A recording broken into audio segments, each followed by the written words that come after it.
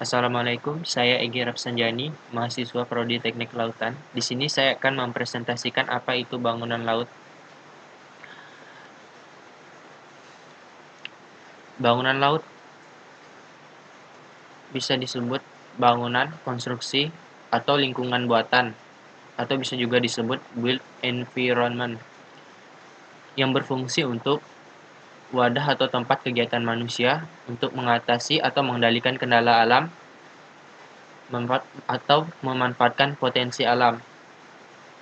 Jadi, bangunan laut adalah bangunan atau lingkungan buatan yang berada di laut.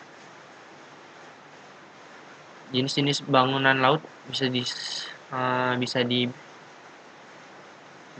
menjadi beberapa bagian, yaitu bangunan pelindung pantai, bangunan lepas pantai, dan pelabuhan. Jadi di sini kita akan membahas bangunan lepas pantai. Jadi bangunan lepas pantai itu jika dibagi berdasarkan sistem dan strukturnya, yaitu bisa dibilang ada dua, yaitu fixed platform dan floating platform. Jadi di sini kita akan membahas fixed platform dulu atau struktur terpanjang pada dasar laut. Offshore platform ini dibangun di atas kaki baja atau jacket leg atau beton. Keduanya itu sama, tertanam langsung ke dasar laut, menopang bangunan atas dengan ruang untuk pengeboran, fasilitas produksi dan tempat tinggal pekerja. Platform tersebut berdasarkan kekakuannya dirancang untuk penggunaan waktu yang sangat panjang. Jadi ini adalah contohnya.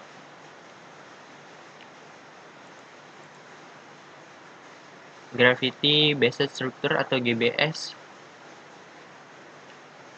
Bangunan ini terbuat dari baja atau beton dan biasanya tertanam langsung ke dasar laut. GBS ini banyak digunakan ketika terdapat ketidaktersediaan atau keterbatasan kapal tongkang derek untuk menginstal platform lepas pantai. GBS ini biasanya tidak menyediakan kemampuan penyimpanan hidrokarbon.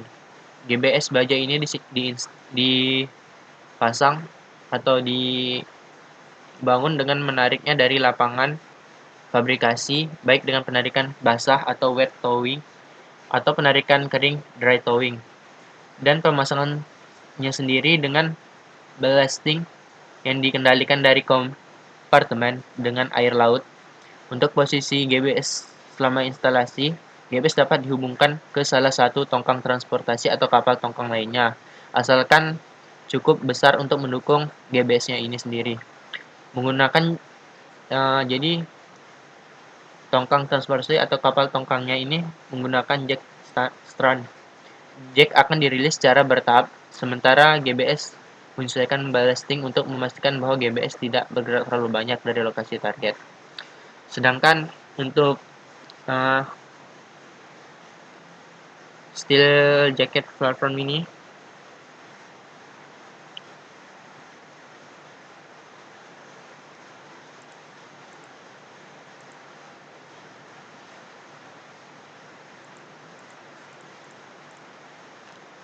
bisa dibilang penyangga platform yang ada di atasnya ini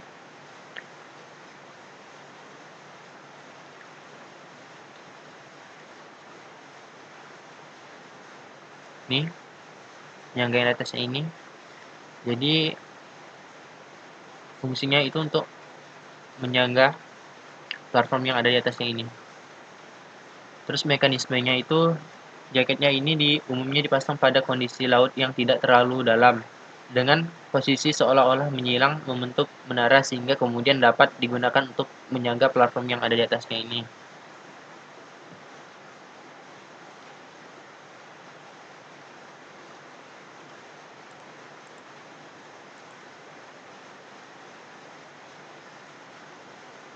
Terus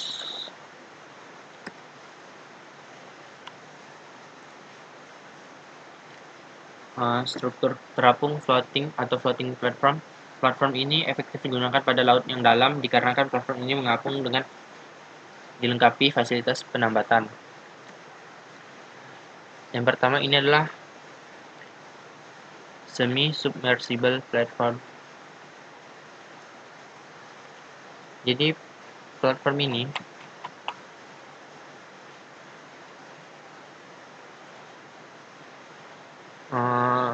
memiliki lambung atau kolom dan ponton apung yang cukup membuat struktur untuk mengapung, seperti kapal, tapi juga cukup berat untuk menjaga struktur tetap tegak dan stabil. Jadi semi-submersible ini dapat dipindahkan dari satu tempat ke tempat lain, atau dapat dinaikkan diturunkan dengan mengubah jumlah air yang ada di tangki apungnya.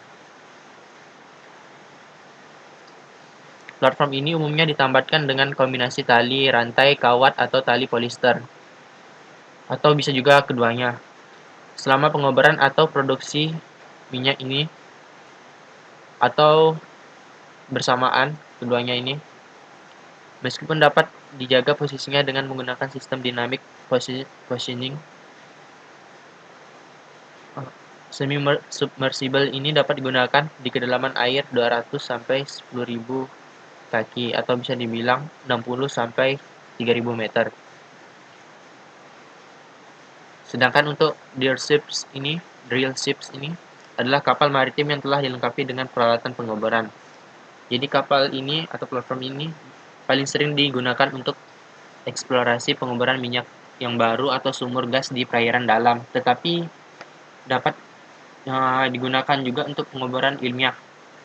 Versi awalnya dibangun pada lambung kapal tanker yang dimodifikasi, tapi desain yang sesuai dengan tujuannya sudah digunakan saat ini.